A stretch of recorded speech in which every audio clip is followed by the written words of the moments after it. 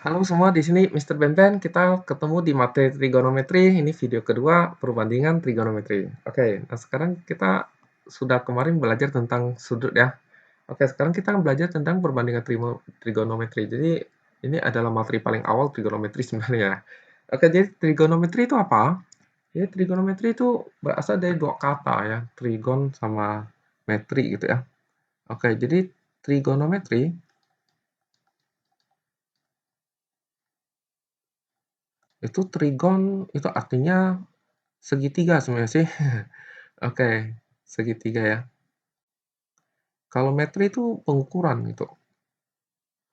Jadi sebenarnya trigonometri itu belajar tentang pengukuran segitiga. Nah, tapi lebih spesial lagi, sebenarnya trigonometri itu pengukuran untuk segitiga siku-siku pada awalnya gitu ya.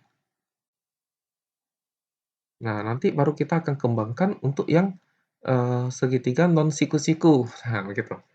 Oke, sekarang kalau segitiga siku-siku, berarti kayak gimana gitu ya. Jadi segitiga siku-siku itu begini ya. Nah, begini. Oke.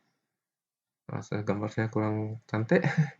Oke, di sini ada siku-sikunya. Misalnya ini adalah segitiga A, B, C, gitu ya. Nah, maka kita akan memperoleh ada dua sudut lain yang tidak siku-siku ya, yaitu bisa sudut A, bisa pula sudut C. Nah, yang di depan siku-siku ini, oke, sisi yang berada di depan siku-siku, sudut siku-siku, itu disebut sisi miring. Nah, sisi miring. Nah, jadi itu yang harus diketahui ya. Jadi sisi miring itu bukan berarti sisinya miring, yaitu sisi yang berada di depan sudut siku-siku. Kalau segitiga ini kita putar, oke, jadi misalnya seperti begini. Oke, bentuknya di sini siku-siku, ya maka tetap sisi miring itu yang ini ya. Walaupun sebenarnya sisi miringnya sudah tidak miring lagi. Ya, jadi sebenarnya segitiga siku-siku itu selalu harus apa? eh, yang ada miringnya itu di depan siku-sikunya. Jadi jangan dilihat dari kemiringannya. Oke, nah sekarang kita lihat lagi. Kalau kita mempunyai segitiga siku-siku, oke ya. Nah, maka kita bisa mempunyai dua buah sudut yang tidak siku-siku. Ya, misalnya sudut C, oke. Nah, maka yang di depan siku-siku kita namakan miring, oke, sisi miring. Maka yang di depan sudut yang kita fokus perhatian, gitu ya, yang kita perhatikan, misalnya sudut C, berarti yang di depan sudut C ini dikatakan sisi depan. Ya, dikatakan sisi depan. Ya, karena di depan sudut ini namanya sisi depan, berarti yang di samping sudut ini dinamakan sisi samping. Nah, begitu ya. Ya, jadi kalau kita sudah mempunyai segitiga siku-siku, maka kita harus bisa menentukan yang mana merupakan sisi miring. Selanjutnya, kita hendak mencari trigonometri untuk sudut yang mana. Nah, maka berarti yang di depan sudut yang mau kita cari itulah yang dinamakan sisi depan. Sedangkan yang di samping sudut yang kita perhatikan itu namanya sisi samping. Oke. Jadi kalau misalnya dia segitiga siku-siku yang sama, oke, segitiga siku-siku yang sama, oke, ABC, maka sangat jelas AC itu adalah sisi miring karena sisi di depan sudut siku-siku, begitu ya. Nah, lalu kemudian kalau yang kita perhatikan kali ini ternyata adalah sudut A, misalnya sudut A, ini menjadi fokus perhatian sudut A, maka sekarang sisi depan bukan AB lagi, melainkan sisi BC depan. Karena dia di depan sudut yang kita perhatikan. Oleh karena yang di depan adalah BC, maka AB ini dikatakan samping. Nah, begitu ya. Oke, jadi dengan sangat mudah gitu ya. Oke, jadi kalian sudah memahami apa itu sisi depan, sisi samping, sisi miring ya. Nah, sekarang kita akan masuk ke perbandingan trigonometri. Nah, oke, kalau kita lihat ini segitiga siku-sikunya, lalu kita bagi tuk gitu ya. Nah, maka menurut pelajaran SMP, maka kita bisa membuat dua buah segitiga yang sebangun ya. Oke, jadi segitiga ABC ini dikatakan sebangun dengan segitiga DEC. Jadi ABC sebangun dengan CDE ya. Nah, itu ya. Oke, karena sebangun, maka sewaktu SMP kita belajar bahwa perbandingan sisi-sisi yang bersesuaian itu sebenarnya hasilnya akan sama begitu ya. Nah, jadi dengan kata lain, misalnya ya, misalnya AB, oke, ini kita per dengan BC untuk segitiga ini ya. Nah, itu akan sama dengan yang bersesuaian. Jadi AB ini kan bersesuaian dengan DE di sini ya. Maka DE per dengan BC bersesuaian dengan EC, maka per EC. Nah, jadi perbandingan sisi yang bersesuaian itu ternyata nilainya sama, gitu. Lalu orang melihat bahwa ternyata perbandingan itu ditentukan oleh sudut, itu ya. Maka mereka bisa membuat semacam fungsi yang mengawankan sudut dengan suatu nilai perbandingan. Nah, jadi suatu fungsi yang memetakan suatu sudut dengan suatu nilai perbandingan, itulah disebut dengan perbandingan trigonometri. Nah, gitu ya. Oke, jadi sebenarnya masih banyak kesamaan perbandingan lainnya gitu ya. Oke, jadi bagaimana? Nah, maka pertama-tama kita tentukan dulu nih mana sisi depan dan sebagainya sehingga kita bisa menentukan mana yang bersesuaian kan. Oke, jadi kalau yang di segitiga ABC ini, maka karena sudutnya di situ, oke, oh ya, siku-sikunya di sini, maka yang di depan tentu adalah sisi miring, gitu ya. Nah, gitu ya.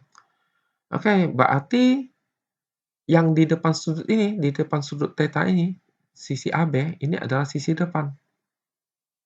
Sangat jelas ya. Berarti dengan kata lain BC ini adalah samping. Nah, begitu. Nah, begitu pula dengan yang sisi apa DC ya. Karena di depan siku-siku, maka ini adalah sisi miring.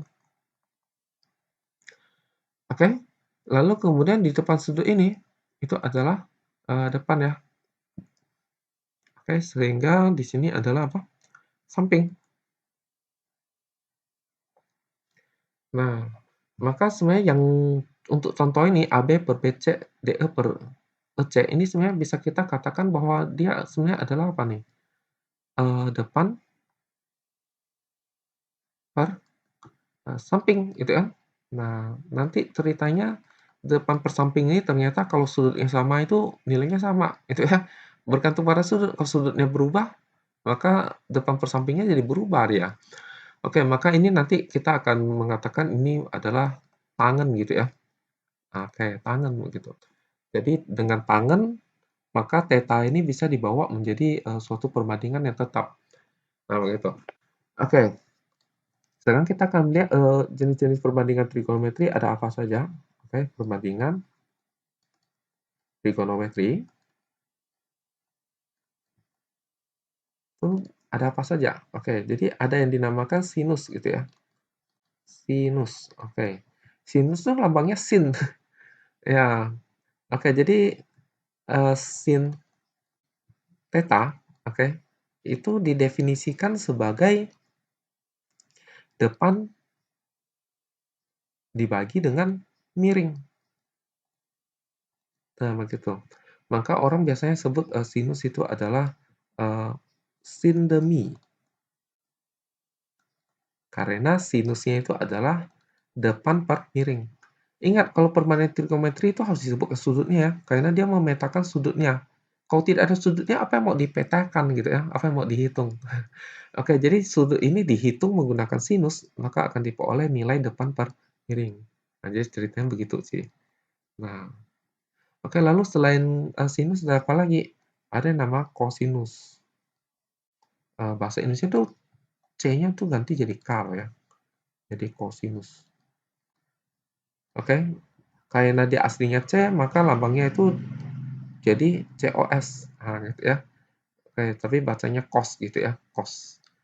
Cos theta itu adalah didefinisikan sebagai samping dibagi miring.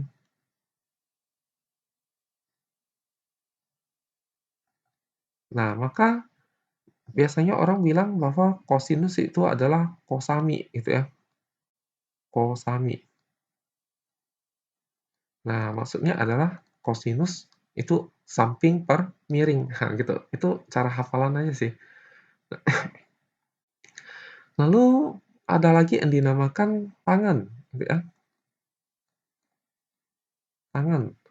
Oke, tangen itu karena 3 huruf depan itu tan ya, maka orang singkat menjadi tan gitu ya.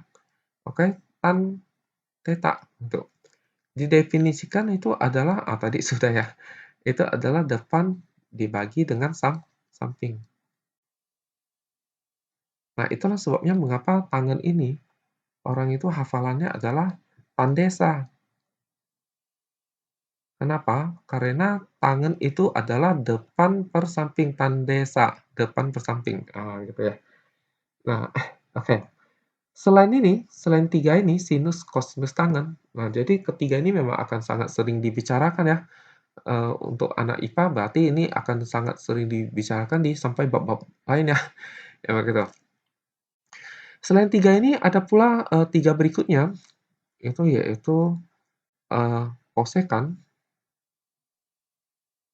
Oh, pakai bahasa Indonesia pakai K ya, kosekan,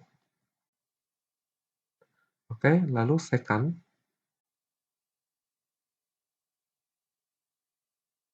eee, kotangen. Nah, biasanya kosekan itu orang tulisnya itu cosekan gitu ya. Nah, ini second ya sekan gitu ya. Nah, ini tangent itu cotangent. Nah, gitu ya. Oke. Ini kosekan itu, orang tulisnya itu adalah CSC. Oke, jadi kosekan. Nah, gitu ya. Kosekan theta ya. Oke. Itu adalah kebalikan dari sinus ya, kebalikan dari sinus. Oke, sinus itu kan depan per miring. Kalau dibalik maka jadi miring per depan. Nah, begitu aja sih. Nah, kalau sekan itu orang singkat menjadi SEC gitu ya, SEC. Oke, jadi sek gitu ya. Nah, itu adalah kebalikan dari cos. Karena cos itu samping per miring, maka kalau dibalik menjadi miring per samping. Nah, begitu. Kalau kotangen itu adalah kebalikan dari tangen. Nah, maka jadi orang kotangen itu disingkat menjadi kot gitu ya, kot. Nah, gitu. Oke, itu kebalikan dari tangen. Karena tangan itu depan per samping, berarti kalau dibalik jadi samping per depan. Nah, orang biasanya tidak menghafal miring depan gini ya, miring samping gitu ya. Orang hafalnya itu dia kebalikan dari siapa gitu. Jadi kosekan itu kebalikan dari sin. Nah, kalau sekan itu kebalikan dari kos. Nah, bagaimana caranya kita bisa ingat? Jadi kalau yang ada ko, itu dia kebalikan dari yang tidak ada ko, gitu ya. Jadi kosekan kan ada ko, maka dia, kebalikan dari yang tidak ada ko, yaitu sin. Nah, sekarang sekan itu nggak ada ko, kan sekan tidak ada ko, maka dia kebalikan dari yang ada ko, yaitu kosinus. Kalau kotangan ya memang kebalikan dari tangan, dari namanya aja udah itu ya, udah sehati gitu ya. Oke, nah sekarang kita akan melihat, contoh soal gitu ya, apa sih yang bisa kita lakukan di sini? Oke. Nah, kita lihat contoh soal ini. Oke, jadi mungkin kita mulai kerja yang A. Oke ya, yang A. Nah, maka untuk bisa menentukan perbandingan trigonometri, kita membutuhkan panjang dari 3 sudut itu ya, apa, 3 sisi ya. Oke, kita sudah tahu sisi AC-nya itu 15, sisi BC-nya itu 8. Berarti kita butuh nih sisi AB ya. Nah, maka karena dia siku-siku, maka sisi AB bisa ditentukan menggunakan rumus Pitagoras, gitu ya. Oke, jadi, mungkin kita gambar lagi, gitu ya, dengan cepat, ya. Oke, ini siku-siku, ini C, ini 8, ini 15, ini A, ini B, ini sudutnya. Maka AB ini itu bisa kita cari menggunakan Pitagoras. Oke, berarti akar dari 15 kuadrat ditambah dengan 8 kuadrat. Nah, oke, jadi berarti berapa nih? 25, 64 diperoleh akar dari 289 itu adalah 17. Nah, oke. Berarti kita berhasil mendapatkan panjang AB itu 17. Nah, gitu ya. Nah, sekarang pertanyaannya apa? Pertanyaannya adalah tentukan sin, cos, dan sebagainya. Berarti kita tentukan terlebih dahulu mana yang depan, miring, sama samping gitu ya. Oke, ini sangat jelas bahwa yang di depan siku-siku ini itu adalah miring ya. Oke, M saja lah ya. M, gitu ya, miring ya. Karena sudut yang mau kita cari itu adalah alfa dan alfanya ini di sini. Maka yang di depannya itu adalah depan. Jadi 8 ini adalah D, depannya. Berarti dengan kata lain 15 ini adalah samping S gitu ya. Nah, oke, karena kita sudah berhasil menentukan depan samping miring, maka kita sudah bisa mulai mencari trigonometrinya. Oke, jadi kalau kita mau mencari sin alfa, berarti sin demi, gitu ya, sin demi. Depannya berapa? Depannya 8. Miringnya berapa? 17. Selesai. Jadi sin alfa itu 8/17. Mudah ya. Oke, lanjut lagi dengan cos alfa. Kosami. Begitu. Sanya berapa? 15. Mi-nya 17. Selesai. 15/17. Ya, kalau bisa disederhanakan, maka sederhanakan. Tapi ini sudah mentok. Oke. Jadi sekarang tangan ya. Oke. Tangan, desa. Gitu ya. Oke, D itu apa? D 8, sanya 15. Nah, 8/15. Oke, lanjut lagi. Apalagi dia tanya? Secant. Oke, secant. Secant itu adalah kebalikan dari yang tidak yang ada ko ya. So ini nggak ada ko. Berarti kebalikan dari ada ko itu cos ya. Oke, kebalikan dari cos. Nah, pada cos itu adalah 15/17. Kalau dibalik jadi 17/15 gitu ya. 17/15. Begitu. Iya. Kalau kosekan, nah itu kosekan berarti kebalikan dari sin. Nah, sin itu kan 8/17. Kalau dibalik jadi 17/8. Oh. Kalau kotangen, ya kotangen kebalikan dari tan, yang gitu ya. Oke. Jadi tan itu 8/15. Berarti kalau dibalik jadi 15/8. Selesai. Wow, itu ternyata sangat mudah ya.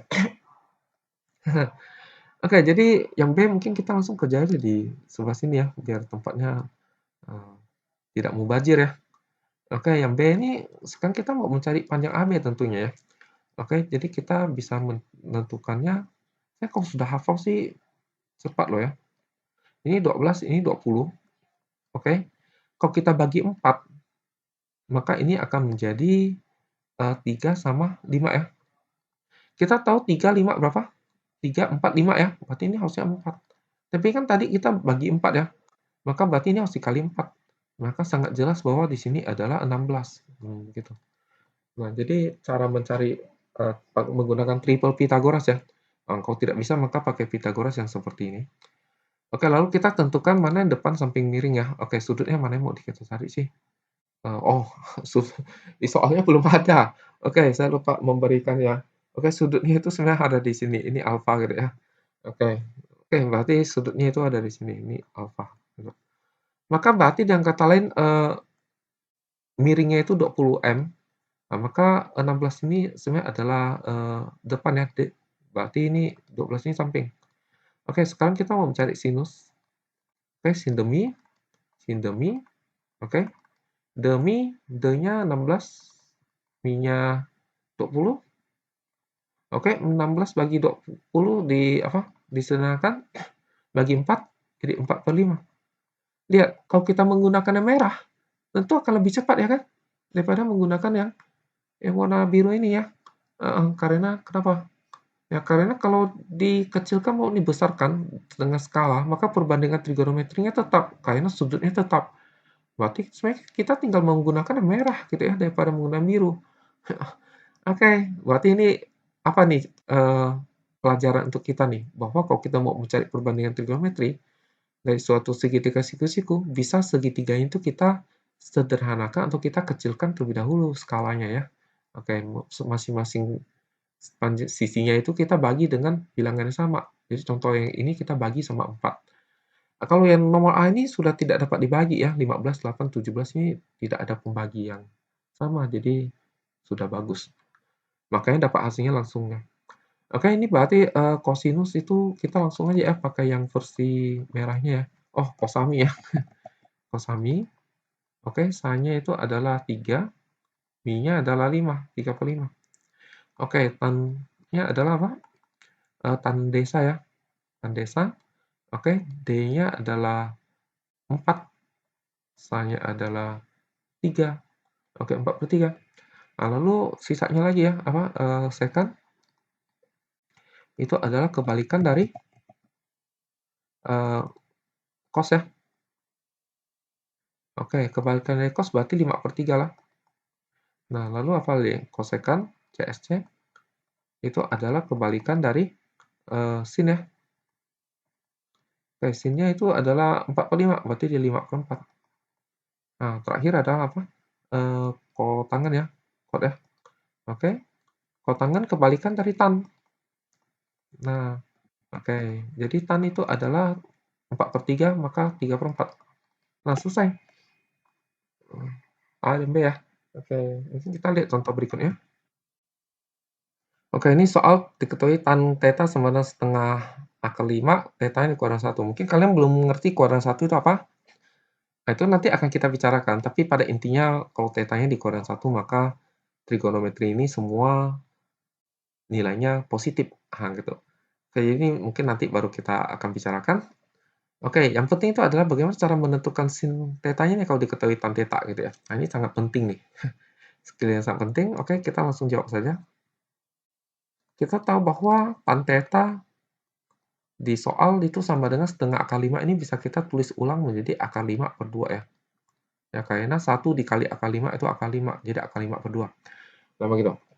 Lalu kita tahu bahwa hafalan tan itu adalah tan desa. Ini berarti sebenarnya adalah desa ya, desa.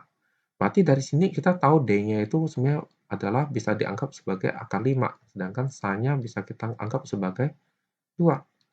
Karena dia Pitagoras, maka berarti kita desa ini berarti kurang miring. Oke, miring itu adalah akar dari depan kuadrat ditambah sa kuadrat menurut apa? Pitagoras ya. Oke. Maka berarti akar 5 kalau dikuadratkan jadi 5. Samping kuadrat jadi 4. Nah, maka ini jadi akar 9. Ternyata miringnya 3. Gitu ya. Oke, nah sekarang kita mau mencari sin ya. Sin itu hafalannya apa? Sin demi. Nah, gitu ya. Oke. Berarti D-nya adalah akar 5, sedangkan Mi-nya adalah 3. Jadi jawabannya adalah akar 5/3, atau bisa pula kita tulis menjadi 1/3 akar 5. Begitu ya. Ya, jadi sekian gitu ya. Lalu kita lihat contoh berikutnya. Nah, ini sama saja. Jadi diketahui sin alfa ini. Berarti oke, kita jawab oke ya. Nah, maka sin alfa itu adalah P dibagi P tambah 1. Kita tahu sin itu sin demi. Berarti D-nya adalah P, sedangkan Mi-nya adalah P/1. Maka sekarang kita mau mencari apa yang belum diketahui? Sa ya. Berarti sa itu adalah akar dari Mi kuadrat dikurangin sama D kuadrat. Oke. Nah, maka Mi-nya itu adalah P/1 gitu ya. P/1 berarti jadi P/1 kuadrat. Dikurangin dengan D kuadrat. D-nya itu P, jadi P kuadrat. Gitu. Oke. Nah, ini bisa kita sederhanakan. Jadi apa nih? Ini kalau kita jabarkan jadi P kuadrat ditambah 2P plus 1. Lalu kurang lagi dengan P kuadrat. Maka P kuadratnya dikurangi 0, maka kita peroleh akar dari 2P di plus 1. Nah, sekarang dimintanya apa? Dimintanya adalah nilai dari cos. Oke? Cos itu adalah cosami ya. Cosami. Oke? Sanya itu apa? Sanya itu akar 2P plus 1. Sedangkan mi-nya adalah P plus 1. Oke, jadi sekian dapat jawabannya seperti itu. Ya, lanjut lagi dengan soal berikutnya. Oke, sebenarnya ini soalnya sama dengan yang tadi gitu ya. Jadi kita langsung jawab saja. Oke, jadi sin 20 derajat ini diketahui adalah 1 per P.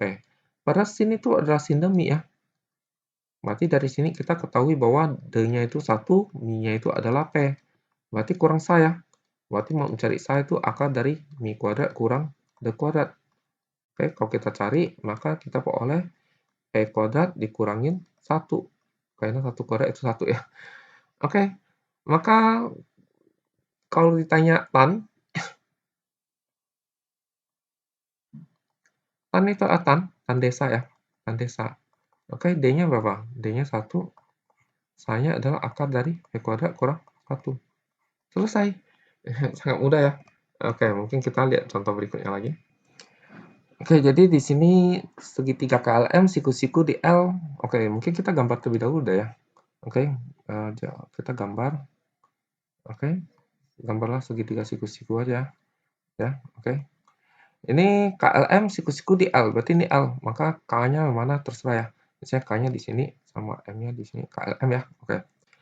Lalu dia tan K, berarti sudut yang itu adalah di sini. Panjang KL-nya adalah akar 63. Oke. Berarti dengan kata lain, sebenarnya ini adalah miring ya. Terus ini adalah samping. Nah, ini saya adalah depan, karena sudutnya di sini ya. Nah, oke. Lalu ternyata dari soal diketahui bahwa tan K itu adalah setengah ya. Oke, adalah setengah. Tapi kita tahu tan itu kan adalah apa nih? Tan itu adalah tan desa ya. Desa. Ini bukan berarti bahwa D-nya 1, sa-nya 2 ya, bukan ya. Artinya depan dibagi samping itu sama dengan 1/2 ya. Oke, sekarang depan di sini kan mau kita cari ya. Oke, sampingnya itu adalah akar 63. Nah, maka berarti ini tinggal kita kali silang, maka diperoleh akar 63 sama dengan 2D bagi 2, maka diperoleh depannya adalah akar 63 per 2. Nah, begitu. Berarti dengan kata lain panjang LM-nya itu adalah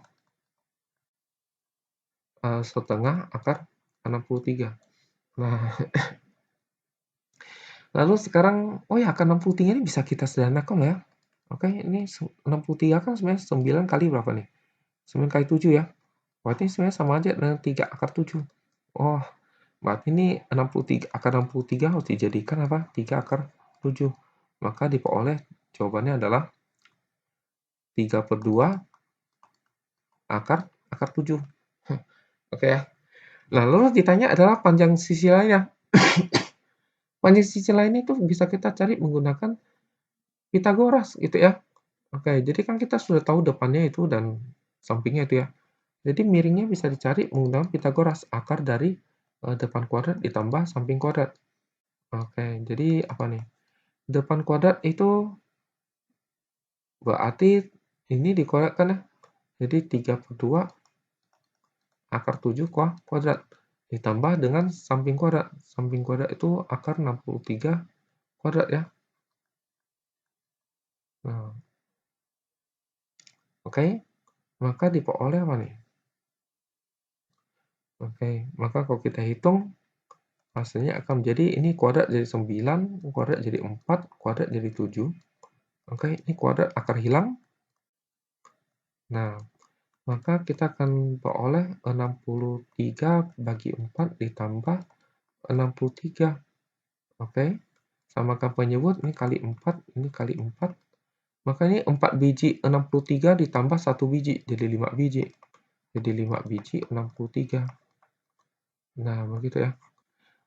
Akar dari 63, oke, 63 kita bisa tulis menjadi 9 kali 7. Nah, ternyata akar dari 9 itu 3, akar dari 4 itu 2, maka sisa yang tidak dapat diakarkan itu 5 kali 7. Nah, 5 kali 7 itu 35. Oke, jadi jawabannya ini. Jadi berarti apa nih? Ini sisi apa nih? Sisi miring itu KM. Jadi KM-nya itu panjangnya adalah 3/2 akar 35. Oke, satuan ada? Tidak ada? Ya, tidak ada satuan, satuan panjang gitu ya. Oke, jadi saya pikir ini sudah cukup mewakili apa yang hendak kita bicarakan ya. Oke, sampai di sini. Sekian dan terima kasih.